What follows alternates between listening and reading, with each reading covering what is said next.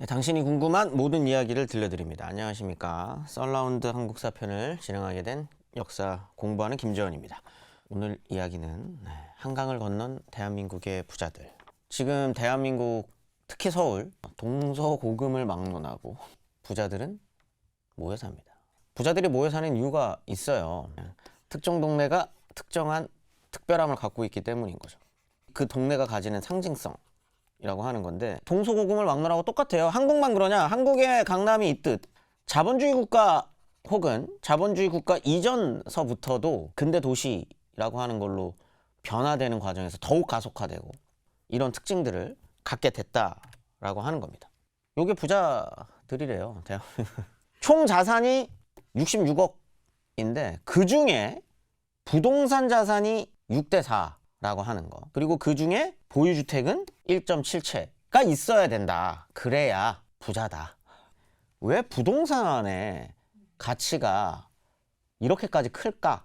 또 이건 한국적 특징이 어느 정도 있지 않나 라는 생각을 해봅니다. 처음부터 그랬냐? 아닙니다. 1950년대에서 60년대 기준으로 서울에 이런 형태의 무허가 주택 몇 퍼센트 정도였을까요? 이런 주택 형태가 한 80% 정도 되고요. 주택 보급률 한 50% 정도 돼요. 근데 이 50%에는 고아원, 병원, 컨테이너 박스, 정상 주택인 양 보이지만 사실은 집단적으로 그냥 살아가는 겨우겨우 45에서 50% 정도를 맞춰요. 그러면 사실상 30% 언더였을 겁니다. 공식적으로는 무허가입니다. 이런 형태가 1960년대까지 쭉 이어지고요. 암암리에 7, 80년대까지도 이어집니다. 이게 가장 일반적인 서울의 주택 형태였습니다. 1936년이 되면 경성, 지금의 서울시가 확장을 합니다. 원래 서울시는 요렇게 해요. 요게 1936년 이전까지의 경성입니다. 흔히 이제 거꾸로 된 표주박이라고 부르는데 원래 구도심이죠. 그리고 여기가 일본인들 밑집 지역, 용산. 그렇게 해서 나뉘어져서 분절되어 있었던 공간이 1936년이 되면 이렇게 확장을 해요. 왜냐? 전쟁 때문입니다. 1931년이 되면 만주사변이 벌어지고요. 1936년 즈음이 되면 이제 중일전쟁을 준비하게 되고요. 그리고 40년대 넘어가면 아시아태평양 전쟁이 벌어지게 되죠. 그 과정에서 경성이라는 공간 공업화 되어야 됩니다. 어떻게? 군수 공업화. 그러다 보니 이 영등포라는 공간을 중심으로, 이거 오리지널 강남입니다. 영등포를 중심으로 공장지대가 들어서고요. 여기에 공장이 쭉 생겼으니까 원래부터 공장이 있기도 했었고, 그럼 여기에 있는 노동자들은 어디에 살아야 될까요? 이 근처에도 살지만 이 공장을 출퇴근하는 사람들을 위해서 다양한 곳에, 공장은 여기에도 들어서거든요. 지금의 성수동. 공장 인근 지역을 중심으로 주거지를 만들어 나가기 시작합니다. 지금 여기 성수동 인근으로 여기 공장지대 중심으로 해가지고 여기 이제 뭐 왕십리부터 해가지고 여기 다 격자형으로 이렇게 만들어서 주택 만들고 하는 작업들을 하는 겁니다. 그게 지금 여기도 도남동도 근처죠. 보이세요? 이게 다 계량한옥이에요. 쫙 격자로 끊어놓고 똑같은 한옥들을 지어서 살게끔 하는 거죠. 그렇게 이렇게만 생각을 하면 조선인들 전쟁 나고 막 이랬다고, 막 강제징용 가고 이랬다던데 살만했네? 라고 착각할 수 있지만, 여기에 살아갔었던 사람들은 조선인들 중에서도 정말 1%.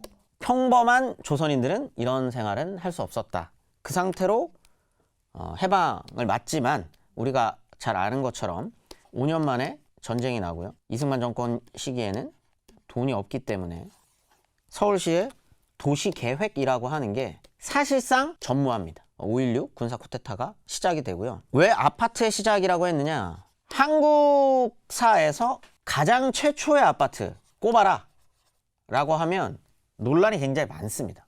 논쟁이 많죠. 사람마다 다릅니다. 근데 아마 주로 아파트의 어떤 시작이라고 부르는 그 아파트가 마포 아파트라고 하는 곳입니다. 마포 아파트라고 하는 곳인데, 그럼 왜 이거를 많은 연구자들은 이걸 최초의 아파트라고 부르느냐? 두 가지가 있습니다. 첫 번째, 단지. 두 번째, 관리입니다. 그렇기 때문에 1962년에 만들어진 마포 아파트를 한국식 아파트의 시작점으로들 많이 불러요. 그걸 이제 박정희 정권 시기부터 만들기 시작을 하는 겁니다. 당시 아파트에 살아가는, 마포 아파트에 살아가는 사람들에게 한번 설문조사를, 설문조사? 여론조사? 뭐 아니면 뭐 인터뷰 같은 걸 해봤습니다. 이 마포 아파트에는 어떤 사람들이 사나요? 라고 물어봤는데 굉장히 흥미로운 대답이 돌아왔습니다. 그리 부유하지도 않고 그리 가난하지도 않고 적당히, 요게 중요해요, 교양을 갖춘, 스스로 그렇게 얘기했습니다. 젊은 셀러리맨 부부다. 이게 1960년대 아파트라고 하는 곳에 살아가는 사람들의 특징입니다. 자, 요거를 한마디로 줄여봅시다. 누구죠?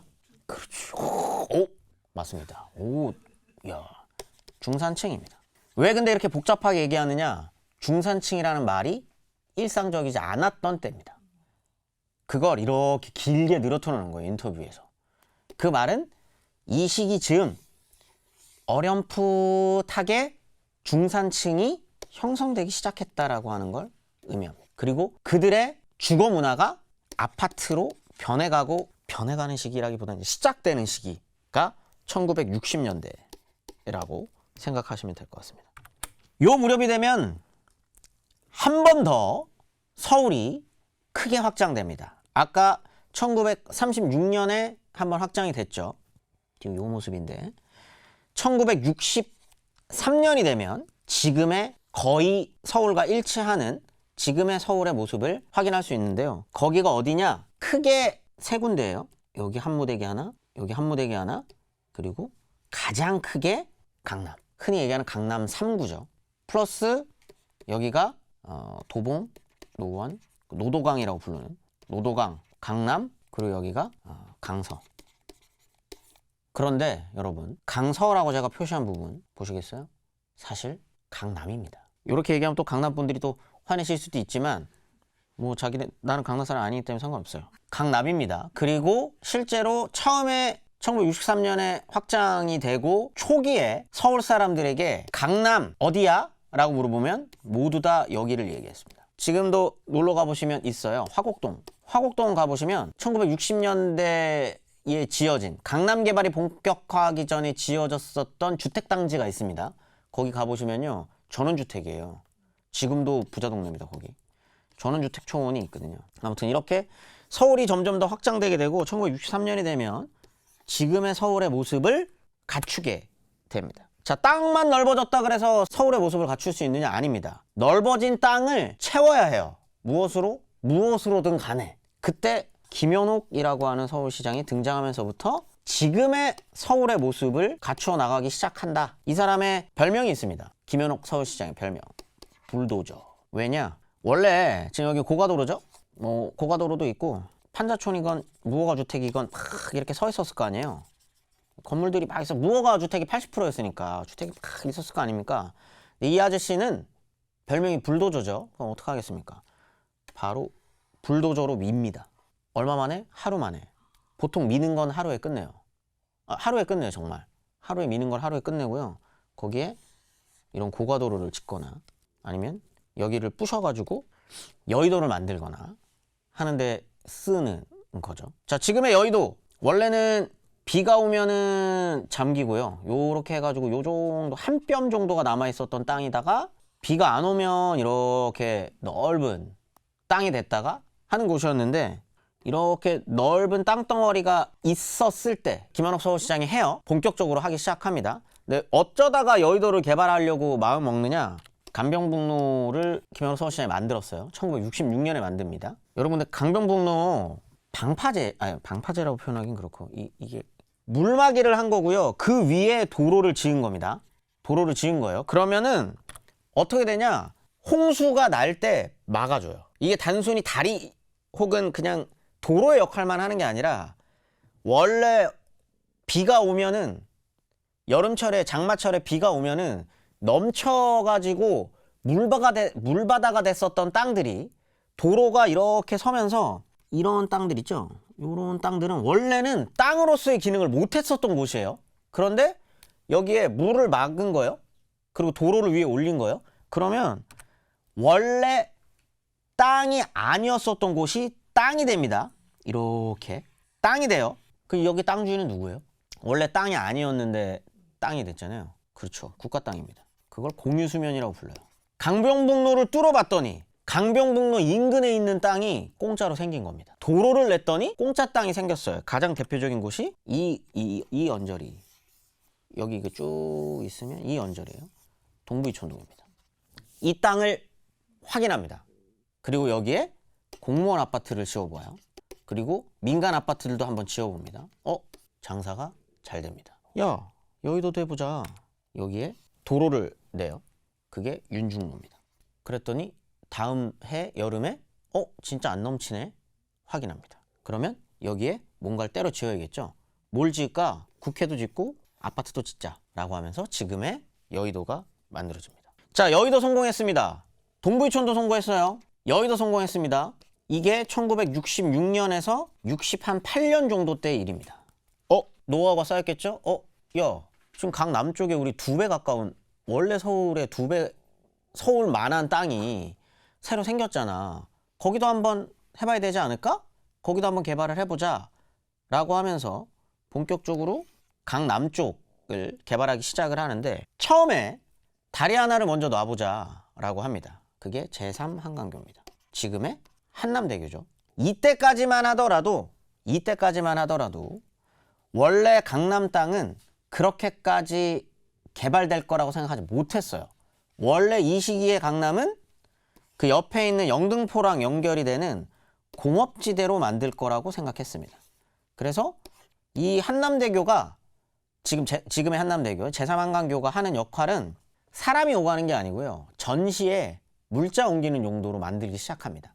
그래서 딱히 그렇게 의미 있는 다리는 아니었어요. 그리고 제3한강교가 건설되는 게 일면 탑기사도 아닙니다. 그럼 언제 바뀔까요? 지금의 한남대교의 위상을 갖게 되는 건 이 한남대교가 특정 도로와 만나면서입니다. 그게 경부고속도로입니다. 경부고속도로의 종착점이 제3한강교와 만나면서 서울과 부산을 잇는 시작점이 한남대교가 된 거예요. 위상이 달라집니다. 경부고속도로를 만들려면 인근의 땅을 국가가 일괄로 매수해야 됩니다. 도로계획을 해야 되잖아요. 도시계획을. 여기 땅을 일괄적으로 매수해야 되는데 고속도로를 놓는다는 명분이 있기 때문에 이거를 매수하는 과정에서 염가에 살 수 있습니다. 그러면서 강남 땅을 국가가 사기 시작하고요. 국가가 본격적으로 땅 장사를 시작합니다. 그러면서 강남의 부동산 가격이 올라가기 시작해요. 중요한 점이 있습니다. 1966년에서 1967년에 넘어갈 때의 땅값이에요. 자, 퍼센테이지만 놓고 따지면 잠원신사, 지금 영동 1지구죠. 잠원신사가 4000% 넘게 오르거든요. 이때 사셨어야죠. 그런데 1967년 기준으로 그렇게 비싼 땅은 아닙니다. 그래봐야 3,000원이에요. 이미 강북 지역은 5만원, 비싼 데는 7만원까지 가요. 3,000원이기 때문에 67년, 68년, 69년 이때까지도 그렇게까지 비싼 땅은 아닙니다. 이때라도 사셨어야 돼요. 이때라도 사셨어야 됩니다. 다른 데 볼까요?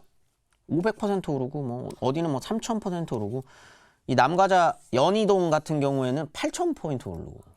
근데 이미 강남을 제외한 다른 곳들은 이렇게 비싸요. 그래서 강남이 따라가는 데는 조금 걸렸습니다. 국가가 그렇기 때문에 여기를 땅 장사를 할 수 있는 거죠. 어떤 식으로 장사를 하느냐? 서울시 도시계획과에서 강남에 땅을 대량으로 구매를 먼저 합니다. 이게 강남이면 이 뭉태기, 이건 실제 있었던 사례니까 말씀드릴게요. 여기가 삼성, 선능, 여기가 청담, 대치. 이름만 들어도 설레이는 땅들 아닙니까? 이 땅이 원래 특정 단체가 소유하고 있던 땅입니다. 어딜까요?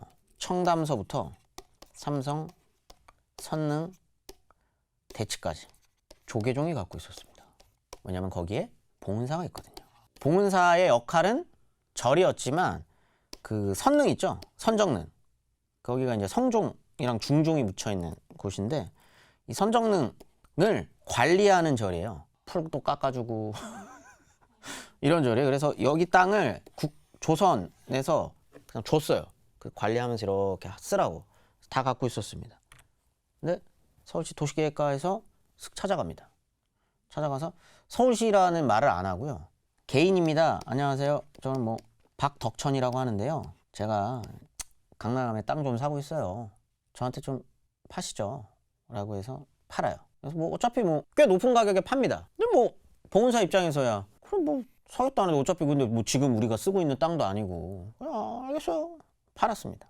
그 판 다음 날 기사가 하나 뜹니다. 거기에 지금의 한전 부지 있는 땅에 상공부가 옮겨갑니다 라고 하는 기사가 뜹니다. 땅값이 어떻게 될까요? 지금 중소기업 벤처 무슨 부랑 여러 개 섞여 있는 부예요. 아무튼 굉장히 큰 부처거든요. 상공부가 옮겨갑니다. 그 다음에 상공부만 옮겨가는 게 아니라요. 상공부 옮겨간 다음에 여기에 다른 또 상공부의 다른 기관도 옮겨갈 거고 상공부가 여기로 옮겨가니까 아마 민간 기업도 여기 싹 옮길 겁니다 라고 하는 기사가 싹 뜹니다. 몇 배가 하루 만에 뜁니다. 몇 배가 뛰어요. 박덕천 씨 사실은 서울시죠.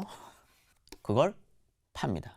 그리고 상공부는 이전하지 않습니다. 이전 안 했어요. 상공부. 땅 장사를 한 거죠. 그런 식으로 서울시가 강남 땅을 개발하는 과정에서 땅값을 일부러 올려요. 왜냐? 그런 식으로 해서 장사를 해서 돈을 벌어야 강남도 개발을 할 수 있으니까. 뭐 이거를 누군가는 강남 개발할 때 돈 필요하니까 필요한 돈 쓰기 위해서 당연한 거 아니야? 라고 바라볼 수도 있고요. 누군가는 국가가 그런 식으로 땅 장사를 할 수 있어? 라고 비판할 수도 있고요. 그 다음에 그럼 그 돈 다 어디다가 썼는데? 라고 물어볼 수도 있는 거고요. 누군가는 그런 거 다 필요 없이 그 메커니즘 때문에 한국의 넓게는 한국의 부동산 시장이 본격적으로 과열되기 시작합니다. 그리고 강남이라는 공간이 핵심적인 공간으로 부동산 과열의 핵심적인 공간으로 성장하기 시작하고요. 그런데 문제는 강남으로 사람들이 안 갑니다. 왜냐? 1970년대만 하더라고요. 70년대 한 초중반만 하더라도 지금 여러분들 지금 이게 한 80년대 정도 사진일 텐데 지금 이거 80년대 사진인데도 지금 여기가 무슨 학교지? 모르겠다. 아무튼 이런 데 보이시나요? 이런 거? 이런 땅들? 그럼 빈 땅이에요. 아파트만 덩그러니 이렇게 건물만 있고요. 여기에 강이 흐르는데 여기에 옆에 농사 짓고 있어요. 그러면은 상하수도 없습니다. 안 깔렸어요. 상하수도 없었어요. 공사하면서 갑니다. 상하수도.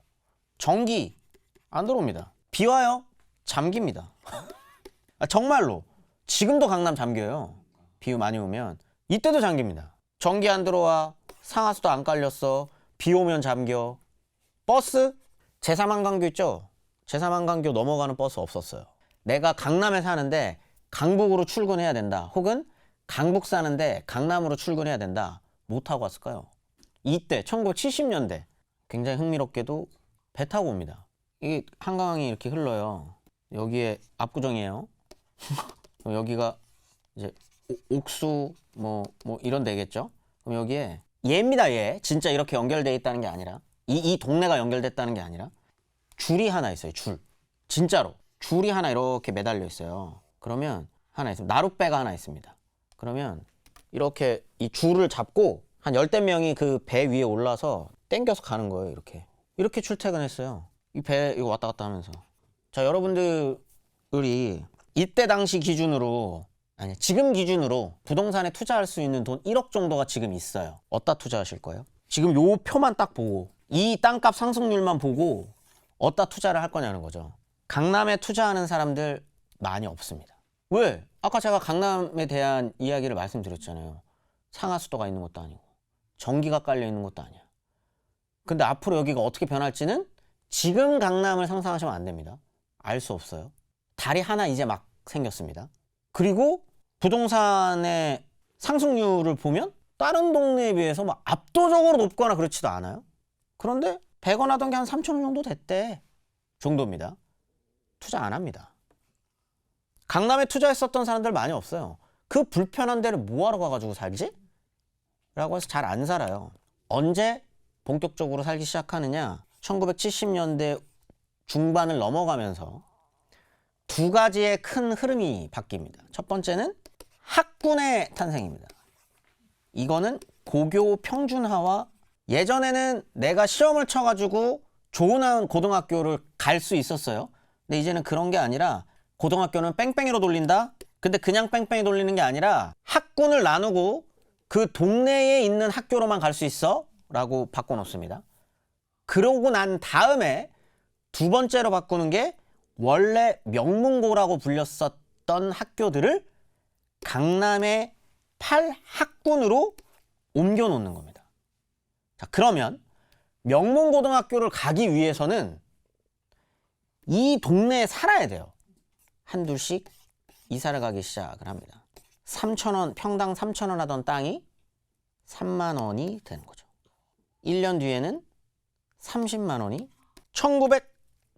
1980년으로 넘어갈 때의 기사들을 찾아보시면 이미 강남은, 자, 가격 볼까요? 화곡 2만 원 3천 원이었죠? 80년에 정확히 역전합니다. 잠원신사가 화곡의 1.5배 정도 높은 가격으로 분양됩니다. 그러면 67년에서 80년 13년 만에 지금 몇 배 차이입니까? 이 엄청나게 큰 땅값 차이가 역전돼서 1.5배 강남 땅이 비싼 걸로 역전을 하게 됩니다. 그리고 80년대가 되면 압구정 신사는 부유한 동네라고 하는 이미지를 만들어 가는데 어떻게 만드느냐? 자, 여러분들이 강남으로 이사를 와서 벼락부자가 된 사람들입니다. 무엇으로? 부동산으로. 맛을 봤어요. 강남의 땅을 2채, 3채, 4채, 5채를 사는 겁니다. 그렇게 해서 부자가 됐어요.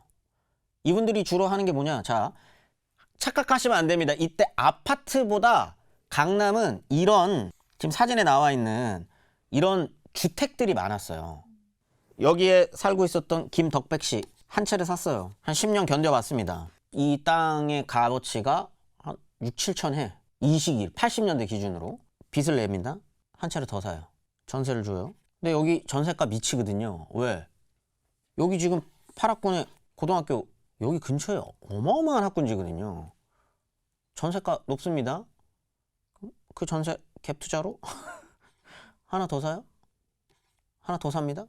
하나 더 사요? 하나 더 사요? 그래서 한 4, 5채를 사요. 이거 어렵지 않아요. 한 채 갖고 있으면. 자, 그러면 여러분이 김덕배 씨예요.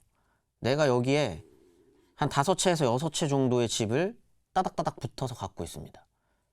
주택으로 냅둘 거예요? 아닙니다. 빌딩을 올립니다. 그렇게 해서 만들어지는 게 지금 청담동에 있는 빌딩들입니다. 용적률에 맞게 한 10층짜리로 건물을 만약 올렸어요. 2억이 200억이 된 겁니다. 강남이 이렇게 성장합니다. 근데 내가 내 채까지는 못 갖고 있어요. 김덕배 씨가 옆에 있는 혜민이 아빠한테 얘기합니다. 혜민이 아버지, 나랑 같이 사업할래? 옆집에 있는 재원이 아빠만 꼬셔봐. 그리고 옆에 있는 예솔이 아빠도 같이 꼬셔봐. 예솔이 아빠, 재원이 아빠, 혜민이 아빠가 덕배와 함께 공동 사업체를 하나 냅니다. 법인으로. 같이 빌딩을 올립니다. 200억짜리죠. 내 돈 5천만 원이 200억 나누기 4 하면 50억짜리가 된 겁니다. 강남은 이렇게 성장합니다. 자, 그렇게 해서 돈을 벌었어요. 벼락부자죠. 근데요, 모든 벼락부자들은 똑같은 자격지심을 느낍니다. 부동산으로 돈을 벌었다는 자격지심. 근데 내가 부동산으로 돈을 벌었지만 내가 부동산으로 돈을 벌 수 있었던 건 한국 사회에서 특징이 있습니다. 2가지. 첫 번째, 매월 꼬박꼬박 월급을 받을 수 있는 존재여야 한다는 거. 왜? 지금도 마찬가지지만 이자 갚고 이때는 월 납입금이라는 걸 내요. 그래서 5년 동안 월 납입금을 내면은 아파트 한 채가 내 집이 되는 겁니다. 그럼 매월 꼬박꼬박 돈을 받을 수 있어야 돼요. 2 번째, 매월 꼬박꼬박 돈을 받을 수 있으려면 정규직이어야 하는데 그러기 위해선 고학력이어야 합니다. 중산층이죠. 1960년대, 70년대 넘어가는 과정에서 중산층으로 불릴 수 있었던 사람들이 강남에 집을 한 채 소유함으로써 벼락부자가 됐습니다. 그럼 이들이 느끼는 자격지심은 우리만의 문화가 없다는 거겠죠. 부유층의 문화를 하나하나 따라합니다. 그러면서 1980년대 중반서부터 나오는 강남 문화라고 하는 거예요. 근데 왜 1980년대냐? 1980년대가 되면 돈이 돌기 시작합니다. 뭐 흔히 얘기하는 3조 호황이라고 하는 것 때문에 돈이 돌기 시작을 하는데, 돈이 돌기 시작을 하면 쓸 곳이 필요합니다. 그것이 곧 강남이 되는 거죠. 그래서 그 총 집합과 총 결집되어 있는 공간이 어디냐? 삼풍백화점입니다. 1층에 들어서면 그때 당시 기사에 그렇게 써 있더라고요. 부가티가 전시돼 있었대요. 1층에. 지하로 내려가면 크림치즈를 팔고요. 1980년대 후반에 크림치즈를 팔고, 그럼 크림치즈에 빵 발라 먹고, 그래서 커피 마시고, 부가티를 보면서 2층으로 올라가면 명품이 있고, 그 명품을 구매하고, 옥상으로 올라가면 화랑이 있고, 그 위로 올라가면 화랑이 있고, 그 위로 올라가면 수영장이 있어서 수영을 즐기고, 이런 모든 것을 할 수 있는 공간, 삼풍백화점이었어요. 그리고 그게 무너지는 게 IMF 시작이어서, 이런 걸 보면 한국의 부동산 시장을 상징하는 강남이 성장하는 과정, 그리고 그걸 상징하는 대한민국을 상징하는 거잖아요. 대한민국이 어떻게 성장했다가 어떻게 꼬꾸러졌는가가 강남 안에 다 들어있다고 보시면 돼요. 그리고 그거를 다시 세웠는데, 상품백화점이 있었던데 다시 세운, 이건 얘기하면 안 되겠구나. 네. 지금 전직 대통령이 살고 있는 곳이라서, 윤석열. 지금 그곳은 아크로비스타라고 하는 주상복합이 올라가 있거든요. 그것도 지금 대한민국을 상징하잖아요. 그런 거를 보면은 변함이 없다. 대한민국 사람들의 욕망이랄까, 이런 거는 지금도 변함이 없고 그걸 상징하는 곳이 강남이지 않을까라는 생각이 들어요. 그래서 그들은 여전히 교육에 미칩니다. 왜? 아까 말씀드렸다시피 중산층이었었던 본인들이 어떻게 계층을 상승시켜 나갈 수 있었는가, 그 근본 이유는 무엇인가 라고 스스로 물었을 때, 우리가 중산층이 될 수 있었던 이유가 뭐였지? 내가 남들보다 공부를 더 했네? 그게 나에게 안정적인 직장을 줬어. 그리고 그걸 기반으로 난 부자가 됐어. 그러면 내 아이는 당연하죠. 똑같이 교육에 미쳐야 합니다. 왜? 나의 계층을 자식이 물려받아야 되니까. 그렇기 때문에 지금 강남은 이렇게 교육에 미쳐 있고, 그들은 그들끼리 살아가는 거죠. 흔히 포스트 강남으로 불리는 곳들이 몇몇 있습니다. 목동, 상계동. 뭐가 다를까요? 똑같이 여전히 교육에 미쳐 있고, 그들은 그들만의 세계를 쌓아가면서 살아가고 있다는 겁니다. 이렇게 성을 만들면서. 네.